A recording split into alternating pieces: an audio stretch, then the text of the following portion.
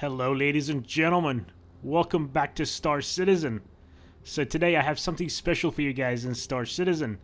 Now today is the day of the Intergalactic Aerospace Expo within Star Citizen, and we have access to the Nomad. Now this is my Nomad. I bought this one just recently and I wanted to do a video for you guys, for all of those out there who may want to purchase this ship. This video is for you. Hopefully this will allow you guys, those potential buyers, a more informed decision. It will allow you guys to make a more informed decision. For everybody else who just wants to see what the Nomad is about, here it is, guys. So this is my Nomad. I immediately bought this ship as soon as I found out what it was. Now initially a lot of people were speculating that this is going to be a refining ship by Consolidated Outland, but it wasn't. And I was skeptical initially about the idea that this is a refining ship, because the name Nomad, if you understand the definition of Nomad, Nomad is somebody who does not live in a fixed place. Basically, they travel and they take their belongings and their livelihood with them as they move. So it suggested to me, the name suggested to me that this was some sort of cargo, maybe some sort of like a smaller kind of like a Banu merchantman type thing. But here it is.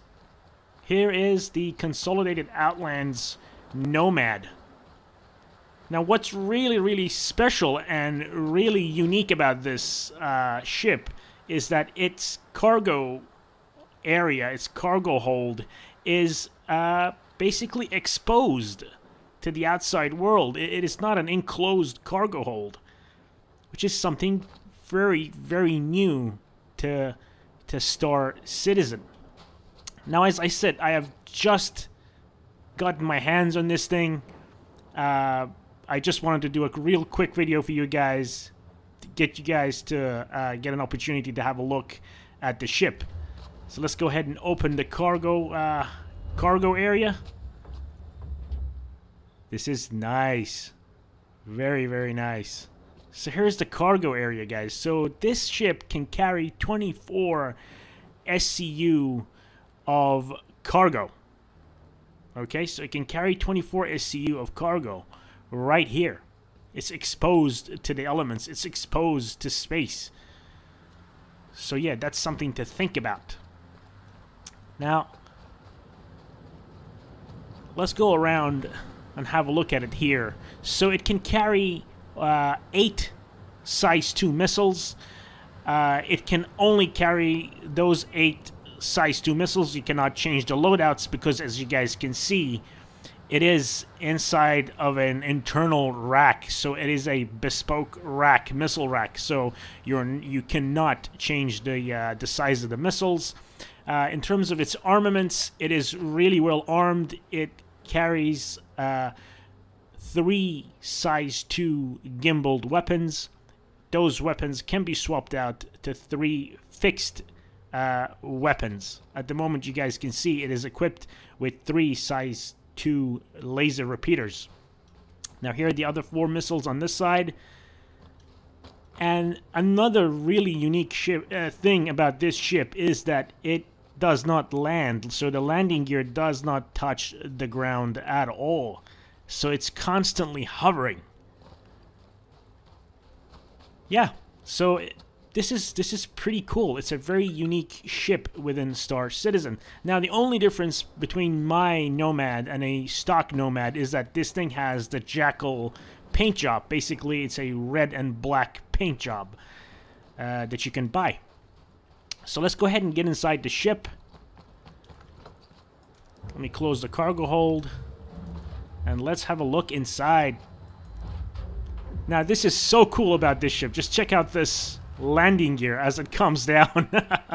It looks so different. So immediately as we go inside the ship, we see that there are 2 rifle racks to each side of the entryway. So I've gone ahead and I've stored my weapons here. so you guys can see that they are in fact rifle racks. So let's go ahead and carry this one. There we go.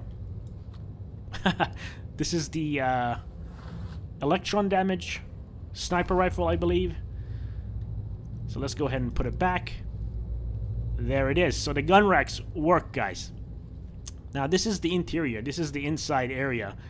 And I'll go ahead and go to the external, the third-person view on my character, so you guys can get a good sense of how large this area is, or how big it is, basically. So through here you can see the cargo area. You can open and close the cargo bay through here as well, but I do not think that there is a way to get to the cargo hold through here. So you can just manipulate the cargo platform for now. Through here, there is just components. There's some sort of component here. I believe this is the power module. I'm not sure. There's a storage area right here that you can store stuff in, hopefully later on. Over here is the bathroom. I believe it's... I'm not sure if it's a shower as well. It could be. It could be a shower and a toilet and a sink as well. Now, in through here, this is the main living area of the ship. And it is very, very cool. And again, it is very, very unique because we haven't had a ship like this inside of Star Citizen yet.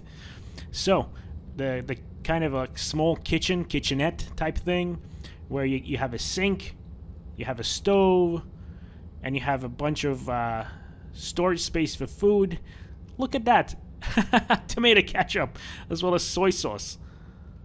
This is very, very cool. Again, maybe some sort of microwave or an oven. More stuff here. Now, there's supposed to be a chair. Have a look at that. Can we sit? Let's try and sit.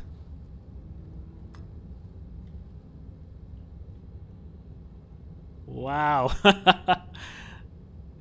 It is a ship that is designed for maximum efficiency, guys. So this ship is designed to give you the maximum amount of facility for the least amount of space required. So let's go ahead and close this seat. Very, very neat. And up here immediately we see components.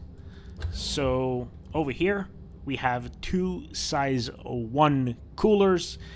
On this side, we have 3 size 1 shields. And over here, we have the bed. Let's go ahead and sit down on the bed. Okay, so I can't... it won't allow me to do a third-person view on the bed. Now again, guys, this ship is brand new, hot off the factory floors of Consolidated Outlands, so it is bound to be buggy. Things are bound to change, so expect that. So here's the bed. You can use the bed to rest, to log out, to save the game as you quit, which is a huge deal for Star Citizen, especially later on, guys, when the game is eventually released. That is very cool. So through here, we go to the cockpit. So this is where the cockpit is, and here's the seat.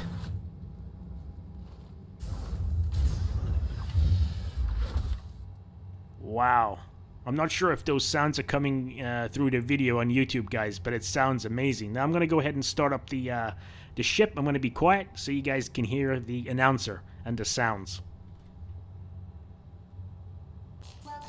Your journey begins now. All systems operational.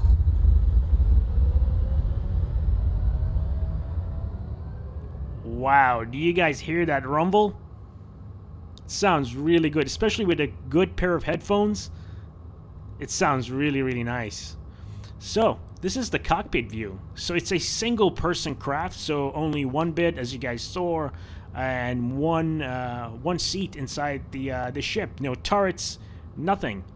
So it has 3 size 1 shields, 2 size 1 coolers, and I believe, I'm not sure, I believe it's 2 size 1 power plants as well. Yeah, so it's just pretty cool. Let me give you guys an external view of the ship. So again, this thing, my ship has the Jackal paint job on it. This is not the stock paint job. Although, having said that, I have to admit that I really like the stock paint job as well. The kind of bare aluminum kind of feel to the ship. Those front things, those cutaways, I believe are intakes. But this is a really, really unique ship within Star Citizen. So let's go and take it for a spin, guys. Let's go and take it for a spin. Launch complete. Alright, let's go to Scm Speed first. Alright, so we're just a tiny bit above Scm Speed. The normal Scm Speed for this ship, guys, is 181 meters per second. I can't at the moment get it to be exactly on Scm Speed, but it is at 181 meters per second. So the ship is actually very maneuverable. But given the fact that it is a sort of a large light ship, it is not as maneuverable as like some of the fighters, and you shouldn't expect that from this ship. Well, let's go ahead and test out the maximum speed inside of atmosphere.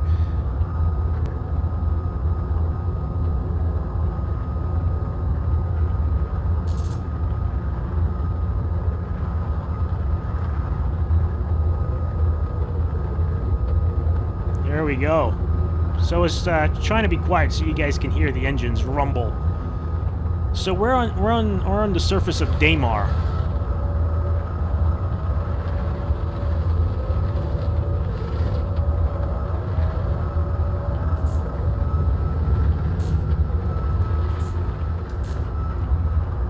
There we go. We can get really close to the ground.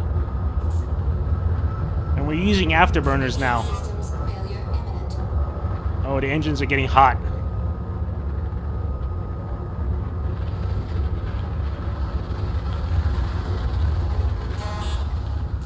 Oh, I think we just overheated the engines. Okay, so that's another thing the ship just reminded me of. This thing is quite thirsty in terms of usage of hydrogen fuel. Now, it was the exact same story with the Mercury Star Runner. I think this might be a bug. It might not be intentional. But yeah, the ship is quite maneuverable, very, very fast, very capable.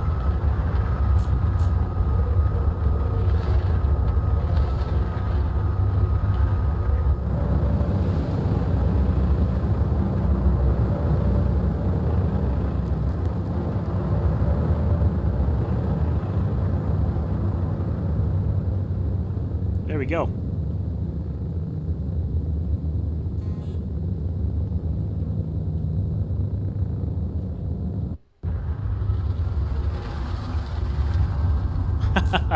So yeah, it's quite maneuverable. Now let's go ahead and head to space. Let's get out of our atmosphere and let's see how it handles inside of space. So we'll be back soon, guys. Alright, ladies and gentlemen, welcome back. So here we are near the asteroid fields of Yela. So the ship looks pretty good. The ship looks very good inside of a vacuum, inside space, basically. Looks very nice. So currently we're traveling at top speed of 1,170 to 71 meters per second. As you guys can see, it's fluctuating by 1 meters per second. Now, as I said in the Mercury Star Runner, these sort of soft stats will change They will absolutely change between now and the future as well. So don't get too hung up on these soft stats. Now, it's very slow at decelerating. Just have a look.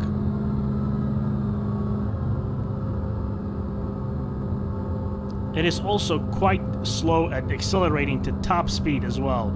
It is good to accelerating to up to and close to the SCM speed, but anything to the pretty much the quarter top half of the speed, it's actually very sluggish.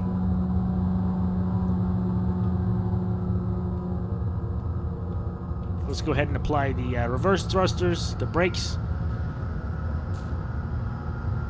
Engine systems failure imminent.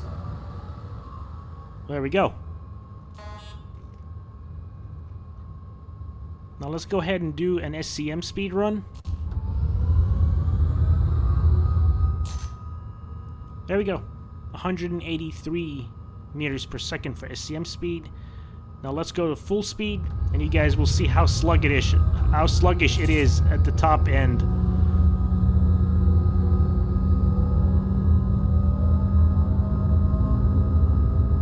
So above 800, it starts to struggle. But again, it's not bad. It's not bad for a ship that can carry 24 SCU of cargo. Now let's do a turn and burn. So we'll go decoupled, turn the ship, go coupled again.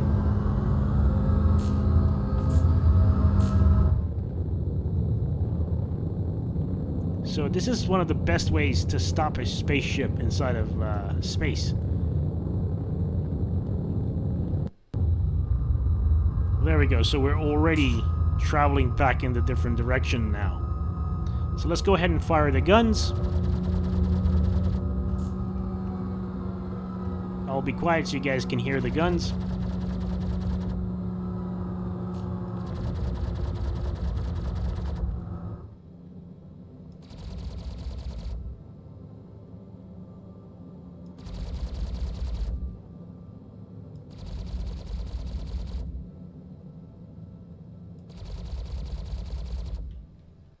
Okay, so those are the 3 size 2 laser repeaters, gimbaled laser repeaters. Now, as I said, let's go ahead and see if we can bring up the weapons page. There we go. So the guns, the 3 CF227 Badger repeaters, and the missiles, we have a total of 8 size 2 Strike Force 2 missiles loaded right now. And as I said, you cannot change the missile sizes, so you cannot go to size 3s because they're inside of a special launcher. Now, this ship, in my opinion, so let's go ahead and talk about who this ship is for, guys. So I'm going to close out this video by trying to explain who should buy this ship. So this obviously could be so 2 different types of people could be interested in this ship. One, people who are just coming into Star Citizen. They're just watching my video right now. They've just discovered Star Citizen. They don't have any ships in Star Citizen. They want to start out within the Star Citizen universe. So if you're that guy who is interested in Star Citizen and is set on making that investment, buying a game package, getting into Star Citizen, is this ship right for you? Absolutely. Absolutely, this ship is right for somebody who is starting out in Star Citizen. Why? You guys might be asking, so why is this good for me, Marshall? So this ship can carry cargo. This ship has a bed, has a shower, has a toilet, it has a kitchen, and it has pretty good firepower too. This is a one-man total package kind of a ship. Now, I always recommended the Avenger Titan for people to buy, even for my friends and people that I knew who have many ships, maybe 20 ships. I own the Avenger Titan myself as well. Why? Because the Avenger Titan is a great starter ship, and it can carry, I think it is 6 or 9 SCU, but it has a bed as well. So this is now even this is the Avenger Titan on steroids. This is Avenger Titan to the next level. This has a kitchen. This has 24 SCU of cargo. This is great. This is absolutely great. So if you're dead set on joining Star Citizen, if you want to get inside the game and you're looking for a ship to buy, this is a great ship. This is, in my opinion, a fantastic starter ship. Now, I have bought this ship myself, and I have over 10 to 12 or maybe even more ships. Large ships, really big ships, but I still want one of these. Now, why would I want one of these? I used to have a Cutlass Black. If you guys have been a follower of my channel, if you've seen my videos before, I used to do a lot with my Cutlass Black. Now, that ship wasn't mine. It was a loaner for the Cutlass Blue. The Cutlass Blue has been out, and I no longer have my Cutlass Black. So I was always looking for something to fill that role of the Cutlass Black for me. And when I heard that this thing is coming out, this was an absolute no-brainer for me. It can carry cargo, it can fight, it can be your personal transport. I'm going to use this as personal transport. Now I'm going to come to the next segment, the next group of people. So for those of you who already have Star Citizen ships, you might have 10, 20, whatever ships. Should you buy this spaceship? Well, it depends. It depends. If you already have something like the Cutlass Black, there's really no reason to buy this. There's really no reason to buy this. If you aren't really into like going around places by yourself, if you're always with your friends, with your org, then maybe this ship is not for you. But if you are looking for a personal transport which can take you from point A to point B and can carry cargo, this is a fantastic ship. This is an absolutely fantastic ship. Now, there's one more thing that I forgot to mention about this ship, guys. It has a tractor beam. So that's another thing that it has in common with the Drake Cutlass. This thing has a tractor beam. So again, going back to that Nomad name that they've given to this ship, you basically you can pull in stuff that you find. Maybe you go and do a mission and you find a bit of scrap or a bit of leftovers. You just pull it with that tractor beam onto that platform, that cargo platform, and that's it. You're on your way. So one thing that I always tell everybody who comes into Star Citizen is that don't buy ships for what they are now. I'm not buying this ship for what it is now. I'm thinking ahead. I'm thinking a couple of years ahead. I'm thinking to when the game is released. Okay? So I'm thinking way ahead than it is right now. So this thing can carry cargo. It will allow me to log out of the game, save it somewhere. It will allow me to cook food. It will allow me to do a lot of things. So yeah. Do I recommend this ship? Absolutely. If you're dead set on buying the Star Citizen game, if you're dead set on joining this game, absolutely I recommend this ship. Absolutely. Now it might not be the greatest at fighting, because it's not a fighter. It's a multi-role ship. And it might not be the greatest at cargo. Like a Hull B would be better than this. A Cutlass is better than this for cargo. But it has everything. And it's at a pretty good price too. I picked this one up for $88. This was included with the game. It has a game package included with it, as well as that black and red Jackal paint. Now there are other game packages, this ship with other game packages that also contain Squadron 42, and there's also this ship that you can buy for standalone, which is at $77, I think, standalone for War Bond. And if you're and it comes with lifetime insurance as well. But if you buy it with in-store credit, I think it's $88, and it only has 120 months of insurance. So this is about it, guys. Thank you so much for watching my video. I always appreciate you guys' support and your company.